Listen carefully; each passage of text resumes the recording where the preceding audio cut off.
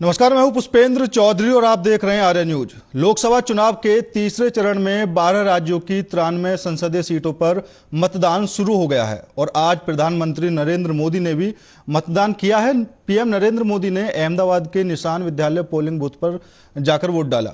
देश के गृह मंत्री और गांधीनगर से बीजेपी उम्मीदवार अमित शाह ने अहमदाबाद के एक पोलिंग बूथ पर अपने परिवार संग पहुंचकर मतदान किया। वोट डालने के बाद अमित शाह ने कमलेश्वर महादेव मंदिर में जाकर पूजा अर्चना भी की। यह चरण सत्ता की किस्मत का फैसला करने वाला माना जा रहा है, क्योंकि पिछले 2 चुनाव में बीजेपी ने अपना राज कायम किया था। कांग्रेस के पास इस चरण में खोने के लिए बहुत कुछ नहीं है, जबकि बीजेपी के लिए 2024 में 2019 वाले प्रदर्शन को दोहराना एक बड़ी चुनौती है। इस चरण की 42 लोकसभा सीटें बीजेपी के लिए मजबूत मानी जाती हैं तो कांग्रेस के लिए कमजोर कड़ी हैं। ऐसे में देखना है कि तीसरे चरण का चुनाव किसके लिए संजीवनी तो किसके लिए टेंशन का सबब बनेगी। लोकसभा चुनाव के तीसरे चरण की 93 सीटों पर 1331 उम्मीदवार किस्मत आजमा रहे हैं। इस चरण में बीजेपी के 82 प्रत्याशी मैदान में हैं तो कांग्रेस के 68 उम्मीदवार दाव आजमा रहे हैं। बसपा 79 और सपा के 9 उम्मीदवार मैदान में हैं तो शरद पवार की एनसीपी के 4 और उद्धव ठाकरे की शिवसेना के 4 उम्मीदवार मैदान में हैं। ऐसे ही एनडीए खेमे से अजीत पवार की पार्टी के 3 प्रत्याशियों और एकनाथ शिंदे की शिवसेना से 2 प्रत्याशियों का इम्तिहान होना है। 2019 के लोकसभा चुनाव में इन 93 सीटों के नतीजे देखें तो बीजेपी 87 सीटों पर चुनाव लड़ी थी और 72 सीटें जीतने में कामयाब रही थी। कांग्रेस 77 सीटों पर चुनाव लड़कर सिर्फ 4 सीटें जीत सकी थी। इसके अलावा सपा 2 सीटें जीती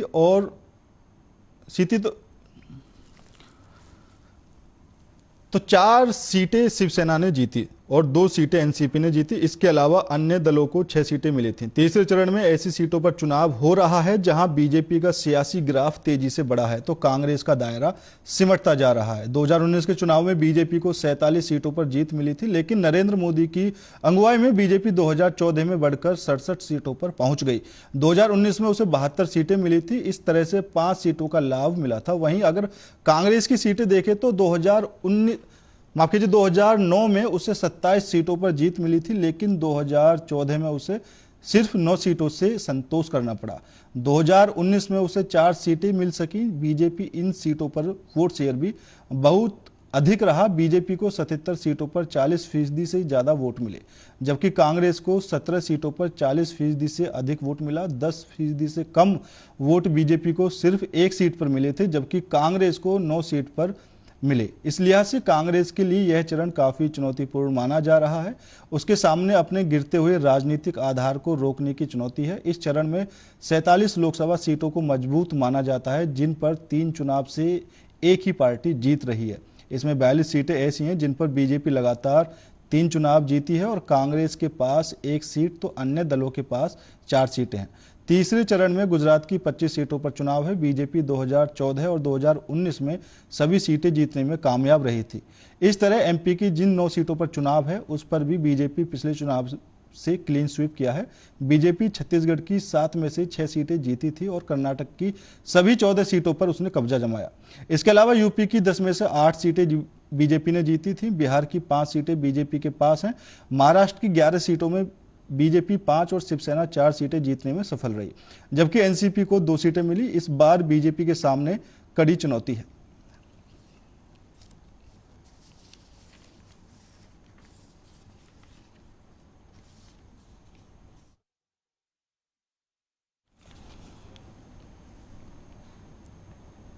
और इसी मुद्दे पर चर्चा करने के लिए हमारे साथ भारतीय जनता पार्टी से आशीष वर्मा जी जुड़ चुके हैं। सर, आपका बहुत बहुत स्वागत है। तो कांग्रेस से दीपचंद राठौर जी हमारे साथ जुड़ चुके हैं। सर, आपका भी बहुत बहुत स्वागत है। दीपचंद जी, सबसे पहला सवाल मैं आपसे करना चाहूंगा। कांग्रेस के लोग पिछले 3 लोकसभा चुनावों में इन सीटों पर कहीं ना कहीं बीजेपी का दबदबा देखने को मिला है और अब की बार जिन सीटों पर चुनाव हो रहा है यहां पर बीजेपी का सियासी ग्राफ तो बढ़ा ही है, लेकिन धीरे धीरे कांग्रेस कहीं ना कहीं कमजोर होती जा रही है। आदरणीय चौधरी साहब, सबसे पहले तो आपको और आपके दर्शकों को नमस्कार। देखिए, जो आपने बात की 2014 से लेकर 2019 तक लोकसभा के अंदर कांग्रेस पार्टी का नेतृत्व कमजोर रहा, इसमें कोई शंका वाली बात ही नहीं है, इसको सभी को मानना चाहिए। लेकिन मैं आपके चैनल के माध्यम से पूछना चाहूंगा कि 2014 के अंदर देश के प्रधानमंत्री आए थे तो उन्होंने कहा था कि 5 महीने दे दीजिएगा, इस देश का मैं आत्मनिर्भर भारत और विकसित भारत बना दूंगा। फिर 2019 में बोला कि मुझे 5 महीने दे दीजिएगा, वो भी देश की जनता ने इन पे भरोसा करा। अब ये 2024 के अंदर क्या कहते हैं कि मुझे 2047 तक का मेरा विजन है। तो अब देखिए चौधरी साहब, आपके चैनल के माध्यम से बताना चाहूंगा, देखिए जनता का कहना कि आप मोदी के नाम पर वोट नहीं देंगे। मोदी जी ने 10 साल में जनता खूब चला है और भारतीय जनता पार्टी के दिन लद गए।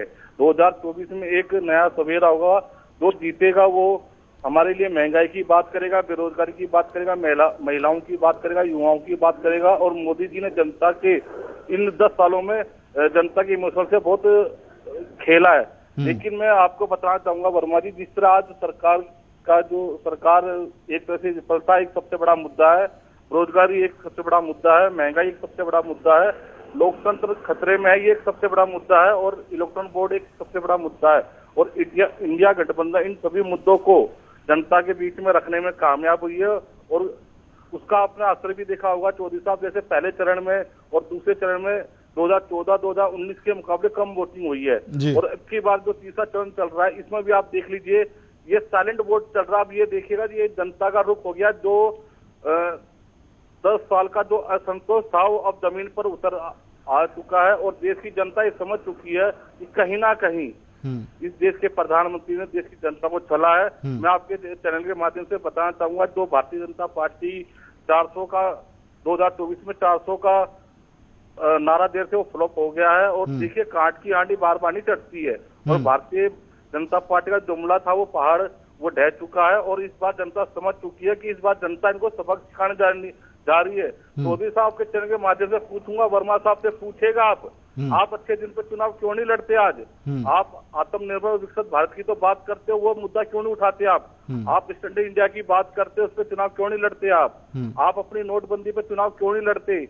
आप इन सभी मुद्दों को जनता के बीच में रखने में असमर्थ हैं। और देश का दुर्भाग्य देखिए, आज देश के प्रधानमंत्री जब 10 साल से सत्ता चलाने के बाद अपने चुनावी मंच में भाषण देते हैं तो उसमें तुष्टीकरण सांप्रदायिक चलाना काम करते हैं, जिसमें कभी मंगलसूत्र आ जाता है, कभी शहजादी का शब्द आ जाता है। आज भारतीय जनता पार्टी अपने मुद्दों से भिन्न हो चुकी है, इनके पास कोई मुद्दा नहीं है। और देश के प्रधानमंत्री भी ये बताने में समर्थ हैं कि मैं 10 साल के अंदर इस देश के लोगों को क्या दिया है। पूछेगा आपके चैनल के माध्यम से वर्मा साहब से। चलिए ठीक है। आशीष वर्मा जी, तीसरे चरण का चुनाव इतना महत्वपूर्ण माना जा रहा है कि यह सत्ता की किस्मत का फैसला करेगा। अगर हम 2014 की बात करें तो बीजेपी के खाते में 67 सीटें आई थी और 2019 में 72 सीटें, 5 सीटों का फायदा हुआ था। लेकिन बीजेपी इस बार कैसे बरकरार रख पाएगी अपनी सीटों को? देखिए, सबसे पहले तो पुष्पेंद्र जी आपका धन्यवाद, और आपके चैनल का भी मैं अभिनंदन करता हूं, सभी दर्शकों का। हमारे विपक्षी भाई हमारे दीपचंद जी है, तो पहले भी हम लोग साथ करते हैं। हमारे भाई ये ऐसा मन से जानते हैं कि जिस तरह का चुनावी माहौल और लोगों के दिलों में किस तरह से भाजपा ने अपना घर बनाने का काम किया, जैसा कि अभी बात कर रहे थे रोजगार की, तो लोगों को स्वरोजगार देने के लिए छोटे छोटे लोन मुद्रा के माध्यम से सरकार उपलब्ध करा रही है, डायरेक्ट करा रही है। उनके डायरेक्ट खातों में वो पैसा जाता है। उनके जिनके आवास नहीं बने हैं उनके 2.5 लाख रुपए देके आवास बता रही है। उज्ज्वला योजना से महिलाओं माताओं के बहनों के जो आंसू निकल आते थे, उज्ज्वला योजना के माध्यम से वो चूल्हे हटा के वहाँ गैस सिलेंडर रखने काम कर रहे हैं। गांव गांव तक डेवलपमेंट हो रहा है, जल जल घर की योजना है चालू है। आप क्षेत्र में जाते नहीं, विपक्ष वाले जमीन पे उतर के राजनीति करते नहीं, उनको ये पता ही नहीं है कि आखिर धरातल पे क्या हो रहा है। वो हवा में चुनाव लड़ते हैं, उन्हें ये दिखाई देता है कि मशीन में कैसे भी सोना, इधर से आलू डालो उधर से सोना निकल आए, मतलब काम करना ना पड़े और सोने की तरह सारा मूल्य जो है उसका बढ़ चढ़ के बहुत हमको लाभ मिल जाए।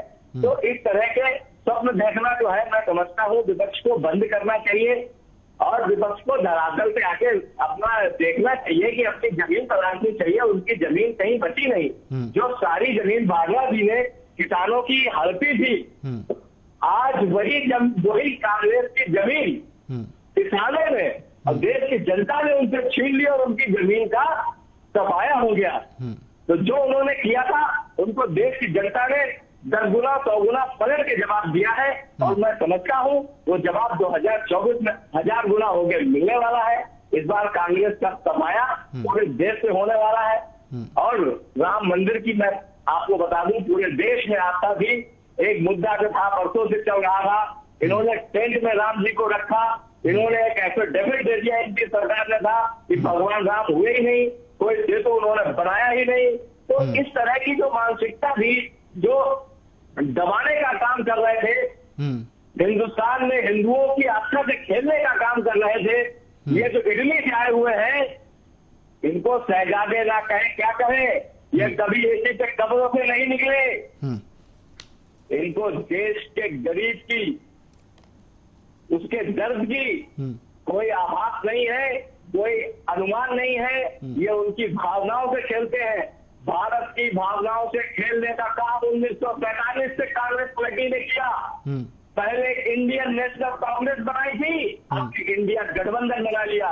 ये इंडिया और इंडियन शब्द से जोड़ के भारत की जनता को भ्रमित करते हैं और उनकी भावनाओं से खेलकर सत्ता लेते हैं और सत्ता लेने के बाद भारत को लूटने का काम करते हैं। चलिए ठीक है, भारत की जनता ने ठीक है, समझ ली। ठीक है सर, और ठीक ये है। बात समझने के लिए उसने 2014 में भी दिखा दिया, 19 में भी जो है उनको दिखा दिया, इनको दिखा दिया कि कुछ भी बचा नहीं है तुम्हारा, कोई धरातल पे कुछ जमीन ठीक है सर, बची नहीं है। ठीक है। कांग्रेस पार्टी के नेता जमीन पे काम करते नहीं है। किसी भी प्रदेश में, ठीक है किसी जी। भी प्रदेश में कांग्रेस को इस बार वोट मिलने लगा। ठीक है, चाहे तो प्रथम ठीक है। चरण का चुनाव निपट गया, द्वितीय हो, तृतीय हो, चतुर्थ हो, सारे चरणों में कांग्रेस का सफाया होने वाला है और बहुत अधिक पूर्ण बहुमत से सरकार भारतीय जनता पार्टी की बनेगी। और 2047 का विजन है, उसमें जी मैं बता दूं 2047 का विजन है और 2047 का आप देखिएगा एक नया भारत, विकसित भारत। जो इन मुद्दों की बात कर रहे हैं, ये सारे मुद्दे तो कहीं बचे ही नहीं है और जो चीजें इनके मन में है, इनके मन की भावनाओं की कदर करेगी भारतीय जनता पार्टी और ये देखेंगे, स्वर्णिम भारत देखेंगे। ठीक है, ठीक है आशीष जी, करता हूँ, ठीक है, करिए अगले 5 साल। चलिए ठीक है, ठीक है, मैं वापस आऊंगा आपके पास। ठीक है, ठीक है आशीष जी, ठीक है। दीपचंद जी, अगर हम पहले 2 चरणों की बात करें तो पहले 2 चरणों में हम ना तो यह कह सकते कि कांग्रेस को नुकसान है और ये भी नहीं कह सकते कि बीजेपी को फायदा होने वाला है, क्योंकि 50-50 लगभग पहले 2 चरणों में हुआ है। अगर हम वोटिंग प्रतिशत की बात करें तो वो तो काफी कम रहा ही है। लेकिन हम अगर इस चरण की बात करें तो इस चरण में आपकी जो सीटें 2009 में आई थी, 27 सीटें आई थी, उसके बाद 2014 में 9 और 2019 में 4 सीटें, तो आपका ग्राफ तो काफी ज्यादा डाउन रहा है। तो आप कैसे इस बार इस चरण में अपनी चुनाव को और अपनी सीटों को कैसे मेंटेन करेंगे कि वो अब की बार अच्छा प्रदर्शन करें? देखिए चौधरी साहब, सबसे पहले बात तो आपके चैनल के माध्यम से बताना चाहूंगा कि अब की बार इंडिया गठबंधन उत्तर भारत और दक्षिण भारत का प्रतिनिधित्व कर रहे हैं और इस बार 2019 के मुकाबले 2024 के अंदर कांग्रेस पार्टी और इंडिया गठबंधन की सरकार बनने जा रही है। पहली बात तो। दूसरी बात आपके चैनल के माध्यम से बताऊंगा, जो वर्मा भाई ने कहा कि ना यहाँ से आलू डालो वहां से सोना निकलेगा, तो मोदी या देश के प्रधानमंत्री के सबसे पहली बात तो। दूसरी बात, आज दूसरे देश के प्रधानमंत्री आज रोने लगे हैं। आपने देखा होगा मीटिंग में, अगर उन्होंने काम करा होता तो वह रोते नहीं। और देखिए, भारतीय जनता पार्टी जब चुनाव आने लगती है तो उनका चश्मा एक धार्मिक चश्मा हो जाता है। आज देश के प्रधानमंत्री की शहजादे की बात कर रहे हैं, वही शहजादे माननीय राहुल गांधी इस देश की समस्या को समझने के लिए 4,000 किलोमीटर चले हैं और कन्याकुमारी से कश्मीर तक चले हैं, जिसमें हमने महिलाओं की बात करी है, युवाओं की बात करी है, रोजगार की बात करी, किसान की बात करी, दलितों की बात करी, श्रमिकों की बात करी है और उस मजदूरों की बात करी जो हाशिए पे खड़े हुए हैं। आपके चैनल, आपके तो मैनिफेस्टो में वर्मा जी युवाओं और रोजगार और महिलाओं की तो बात ही नहीं है कहीं। और दूसरी, मैं आपके चैनल के माध्यम से फिर से कहना चाहूंगा कि जो सेंसर की बात जो बताना चाहूंगा कि जनमानस के मुद्दों को समझने के लिए 56 इंच का सीना नहीं चाहिए होता है वर्मा भाई, लेकिन इस देश की जनता को अपनों के लिए और अपने प्यार को समझने के लिए धड़का हुआ दिल चाहिए, जो देश के प्रधानमंत्री के पास नहीं है। वो दिल और देश का धड़कने वाला जो दिल है ना, वो उन 22 उद्योगपतियों के लिए दिल, उनका दिल धड़कता है। 140 करोड़ के जनमानस के लिए दिल नहीं धड़कता। आप बताइए, अगर इतना ही दिल धड़कता देश के प्रधानमंत्री की, तो आज किसानों की आय डबल होनी चाहिए थी, एमएसपी गारंटी लागू होनी चाहिए थी, और 16 करोड़ 2 करोड़ देश के प्रधानमंत्री ने 22 उद्योगपतियों का कराना, आज वो करते नहीं। वो देश के किसान और मजदूरों का कर्जा माफ करते हैं, लेकिन आपने ऐसा नहीं करा। एक तरफ तो आप गौ माता की बात करते हो और उन्हीं गौ माता के इलेक्ट्रॉनिक बोर्ड के जरिए 250 करोड़ का चंदा लेते हो। आपको शर्म आनी चाहिए। आपके जितने मैन्युफैक्चर आप उठा के देखिए, आपने देश की और देश की प्रगति के लिए क्या काम करा। आप बताइए, आपने बोला उज्ज्वला योजना, कितनों लोगों को आपने उज्ज्वला योजना का दिया 1100 रुपये का सिलेंडर। जो देश की स्मृति ईरानी थी बाल विकास मंत्री, जब 400 का सिलेंडर था तो वो ऐसे लेके घूमती थी। आज वो कहा है आपकी, बताइए ना आप। आज आपको वही सिलेंडर 1100 रुपया सस्ता लग रहा है। वही महंगाई आज आपको डायन अफसर दिखाई दे रही है। और आपके पास 10 साल के अंदर आप वर्मा जी बताइए, आपने क्या मुद्दे उठाए। अगर मणिपुर पे आप छोड़ी है, महंगाई पे आप बोल नहीं सकते, बेरोजगारी पे आप बोल नहीं सकते, दलितों पे आप बोल नहीं सकते, जाति जनगणना आप करवा नहीं सकते। आप क्या कर सकते हो? आप मुसलमान कर सकते हो, सेना में रानी कर सकते हो, और राम मंदिर की बात करिए, मछली की बात नहीं आशीष जी, ठीक है, एक एक करके प्रधानमंत्री क्या करा बताइए आप। कांग्रेस पार्टी की सरकार में आप गाय को बात कर रहे थे ना, गाय के पूछ रहे कि गाय का काटना किसने बंद कराया। आज गाय स्वतंत्र हो गए, उनके मालिक भी जोर देते हैं कि जो है जाइए, जोड़ों में गाय अच्छी मिल रही है, उसको आप लोग मुद्दा लगाते हो, लेकिन ये नहीं बताते हो कसाईयों से कटवाते आप ही थे। जब आप कसाईयों से कटवाते थे तब आप नहीं बोलते थे, तब आपके लिए गाय के लिए रक्षा नहीं थी। और केवल मैं आपको जो बात आप कह रहे थे, भीषण जी सुन लीजिए, जो बात आप अभी कह रहे थे कि राहुल गांधी जी कन्याकुमारी से लेकर कश्मीर तक चले और ये युवाओं की बात की, बेरोजगारों की बात की, इनकी बात की, उनकी बात की, केवल बात ही कर सकते हैं। उनका करने का मन नहीं है। अगर मन हो तो आशीष सुनिए, ठीक है, मिल जाए। सुन लीजिए, ठीक है आशीष जी। अभी आपने कई मुद्दे गिनवाए कि बीजेपी ने क्या किया क्या नहीं किया। आपने 3 तलाक की बात भी कही। मैं एक छोटा सा सवाल पूछना चाहूंगा, क्योंकि दीपचंद जी हमारी दिल्ली से है। हाँ, क्यों आप इतना बता दीजिए, अरविंद केजरीवाल जी आपके गठबंधन में शामिल है, तो जो शराब का 1100 करोड़ रुपए का घोटाला है, अभी वो जेल से राजनीति कर रहे हैं, तो आप बताइए ना, क्या वो आपके डीएम कैंडिडेट का चेहरा है या राहुल गांधी है या ममता है? कौन है पीएम कैंडिडेट का चेहरा? वर्मा जी, और शराब घोटाले तो जो शब्द कहिएगा जरूर पार कैसे, आप बताइए ना। देश का प्रधानमंत्री, आप मुझसे पूछिए, गृह मंत्री है, वो पार है, वो देश का गृह मंत्री बन सकता है, उस पर आप एक शब्द नहीं बोलोगे। अगर आशीष जी सुनिए, ठीक है, आप बोलिए ना। मेरा सवाल सुनिए आशीष जी। अरे ठीक है, ठीक है, ठीक है आशीष जी, मेरा सवाल सुन लीजिए। अगर आपने अभी 3 तलाक की बात कही तो आशीष जी, ठीक है, सुन लीजिए, मेरी बात सुन लीजिए। अभी आपने 3 तलाक की बात कही कि मोदी सरकार ने 3 तलाक पर भी कानून बनाया, लेकिन आपको क्या लगता है कि 3 तलाक के कानून से ये 3 तलाक होना बंद हो चुका है?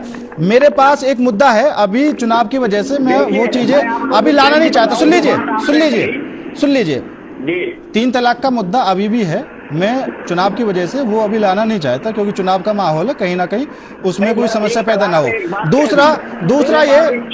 दूसरा ये कि अगर आप मुस्लिमों के लिए, मुस्लिम महिलाओं के लिए 3 तलाक जैसा कानून बना सकते हैं, तो उनको आरक्षण देने में कहाँ समस्या आ रही है आपको? मोदी जी ने पहले 2 लोकसभा चुनावों में कहीं भी मुसलमानों को डायरेक्ट नहीं कहा, कुछ भी ना डायरेक्ट नाम लिया, लेकिन इस बार मोदी जी को क्या हो गया है कि वो डायरेक्ट मुसलमानों को टारगेट करते नजर आ रहे हैं। क्या टारगेट किया है? मुस्लिमों को धर्म के आधार पर आरक्षण नहीं देने देंगे। कि वो किसी में भेदभाव करते हैं। उन्होंने कहा है कि मुस्लिमों को धर्म के आधार पर आरक्षण नहीं देने देंगे। अरे भाई, आप एक बात बताइए, धर्म के आधार पर अच्छा आरक्षण होना क्यों चाहिए? हाँ, एक समान नागरिक नागरिक कहता है यूसीसी है, हाँ। यूनिफॉर्म सिविल कोड है, इसका मतलब क्या है? इसका मतलब ये है कि सभी को एक देश में समान कानून के दायरे में आना चाहिए। तो दिक्कत क्या है? नहीं तो आप जो जितनी एलिजिबिलिटी रखता है उसको उतनी मिले। अच्छा, जो आप 3 तलाक वाली बात कह रहे थे कि उससे कोई फायदा नहीं मिला, उससे मुस्लिम बहनों को भाई साहब फायदा ये मिला है कि पहले जो 3 तलाक हो जाता था तो घर पर चुपचाप बैठ जाती थी, उसके लिए वो कहीं आवाज उठा नहीं सकती थी। अब जो ये बात संविधान की कह रहे थे, उस संविधान के अनुसार वो थाने जा सकती है, मुकदमा दर्ज करा सकती है और अपने जो उनका हक है, जो उनका अधिकार है, उसके लिए वो लड़ सकती है। भाई साहब आशीष वर्मा जी, मुद्दा ये है, मेरा सवाल ये है, मेरा सवाल समझिए, ठीक है, मेरा सवाल समझिए, ठीक है, मेरा सवाल समझिए। सवाल ये है कि मोदी जी ने अपनी हर सभा में, और ज्यादातर अब तो वो टारगेट कर ही रहे हैं कांग्रेस को, कि कांग्रेस SC ST और OBC का धर्म के आधार पर आरक्षण मुस्लिमों को दे देगी। ऐसा कहां पर लिखा है कि कांग्रेस ने ऐसा कहा है कि वो धर्म के आधार पर मुस्लिमों को आरक्षण दे देगी? अगर उनके मैनिफेस्टो की बात करें तो उसमें भी ऐसा नहीं लिखा है। देखिए, मैनिफेस्टो आपको भाजपा का भी पढ़ना चाहिए, दीपचंद जी को भी पढ़ना चाहिए, और जो बयान की बात आप कर रहे हो, मैं आपको बता दूं कि हमेशा कांग्रेस ने मुस्लिमों को प्राथमिकता दी है और हिंदुओं को पीछे रखा। ये गलत चीज जो हो रही थी उसको मोदी जी ने बदलने का काम किया। और आप 2014 से 19 तक का कार्यकाल देख लीजिए, यदि हिंदुओं को दिया तो मुस्लिमों को भी बराबर से दिया, कभी किसी के साथ भेदभाव जब अभी नहीं किया, पिछले 10 साल में नहीं किया, तो आगे कैसे करेंगे? इस बात को पॉजिटिव लीजिए। अगर कोई बयान आपको गलत समझ आया हो तो ये महाभारत की तरह नहीं, आप ना समझिए कि कोई ना कोई खेता है ना मारता है, कि किसी को मार देंगे, ऐसा कुछ नहीं है। इसमें आशीष जी 14 में तो मोदी जी के खिलाफ इतना रूमर बना दिया गया था कि मुस्लिम कह रहे थे कि अगर मोदी आ गया तो मुझको दे दे, हम तो दे देंगे, लेकिन ऐसा कुछ नहीं हुआ। ये 2019 में अलग तरह के रूमर बनाए, अब 2024 में अलग रूमर बना रहे हैं। ये केवल रूमर बना के नहीं का काम करते हैं जो भाई साहब, और इनका काम ही यही है कि ये देश की जनता को भ्रमित करें।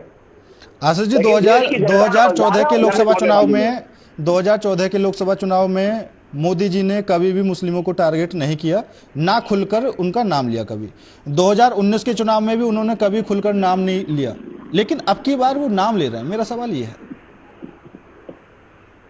नहीं, मैंने तो ऐसा कोई बयान नहीं दिया। चलिए ठीक है, दीपचंद राठौर जी लास्ट कमेंट। धर्म को टारगेट कर रहे हो, क्योंकि जिस व्यक्ति ने 10 साल तक अगर सबको समान लेके चला है तो वो समान ही लेके चलेंगे। ठीक है, ऐसा है, उम्मीद नहीं। ठीक है दीपचंद जी, मैं आश्वस्त भी करता हूँ। ठीक है राठौर साहब बोलिए। चौधरी साहब, मैं पहले वर्मा साहब के बात का जवाब देना चाहूंगा आपके चैनल के माध्यम से। देखिए, अल्लामा इकबाल की एक लाइन है कि सारे जहां से अच्छा हिंदुस्तान हमारा और हम बुलबुल हैं इसकी गुलसिता हमारा। और उदय प्रताप सिंह जी की एक लाइन है, ना तेरा है ना मेरा है, ये हिंदुस्तान सबका है, और ना समझी गई बात तो ये तो नुकसान सबका है। और मैं आपको बताना चाहूंगा वर्मा भाई, जो आप हिंदू और मुसलमान जो राजनीति कर रहे हो और जो आप संविधान बदलने की जो बात कर रहे हो, आपके कई नेता जो कह रहे हैं 400 पार का जो नारा ले आओ हम सदन में और राज्यसभा में संविधान बदल देंगे, तो आपके चैनल के माध्यम से बताना चाहूंगा चौधरी साहब, हमारी भूमिका किसी एक धर्म, भाषा, किसी एक संप्रदाय से नहीं, हमारी भूमिका संपूर्ण नागरिकता से है, जिसमें संपूर्ण नागरिकता से भारत के संविधान में प्रस्तावना है में ही सबको सामाजिक, आर्थिक, राजनीतिक समानता देने की बात करी है। लेकिन ये भारतीय जनता पार्टी के प्रवक्ता है और देश के प्रधानमंत्री पता नहीं कौन सा विकसित भारत और कौन सा आत्मनिर्भर भारत बनाने की बात कर रहे हैं, ये तो हमारी समझ से बाहर है। ये चाहते हैं कि देखिए, आपके चैनल माध्यम से फिर कहूंगा कि जिस तरह हिंदू कट्टरवाद देश के लिए खतरनाक है, उसी तरह मुस्लिम कट्टरवाद भी देश के लिए खतरनाक है। ये चीज कहीं ना कहीं समझनी होगी। और मैं तो आपके चैनल माध्यम से पूछना चाहूंगा वर्मा जी से, तो आप ये बताइए ना, आपने कितने युवाओं को रोजगार दिया, वो आप बताने में असमर्थ हैं। आप कह रहे थे कि बहुत महंगाई की बार अब की बार मोदी सरकार, आपने जब आपका मैनिफेस्टो उठा के देखिए, तो आपने कहा था कि हर साल 2 करोड़ युवाओं को रोजगार देंगे, 10 साल के अंदर 20 करोड़ रोजगार होते हैं। चलिए ठीक है सर, समर्थ है आप हमारे मैनिफेस्टो में देखिए, कहीं भी हिंदू मुसलमान की बात करी हो तो ठीक है सर, समय कम है, मैं आप दोनों ही मेहमानों का यहाँ पर रोकना चाहूंगा। दीपचंद राठौर जी और आशीष वर्मा जी, आप दोनों ही मेहमान हमारे साथ जुड़े, आप दोनों ही मेहमानों का बहुत बहुत धन्यवाद। तो आज तीसरे चरण के चुनाव की वोटिंग जारी है और इस चरण में बताया जा रहा है और देखा जा रहा है कि इस चरण का चुनाव सत्ता की किस्मत का फैसला करेगा। पहले 2 चरणों में जो चुनाव हुआ उसमें मामला कहीं ना कहीं 50-50 रहा, लेकिन इस चरण के चुनाव में क्या बीजेपी अपनी साख को बरकरार रख पाएगी या कांग्रेस अब की बार उभर कर सामने आएगी और अच्छा प्रदर्शन करके सीटों की संख्या बढ़ाएगी। फिलहाल मेरे साथ इस खास पेशकश में इतना ही। बाकी देश और दुनिया की तमाम खबरों के लिए देखते रहिए आर्या न्यूज। नमस्कार।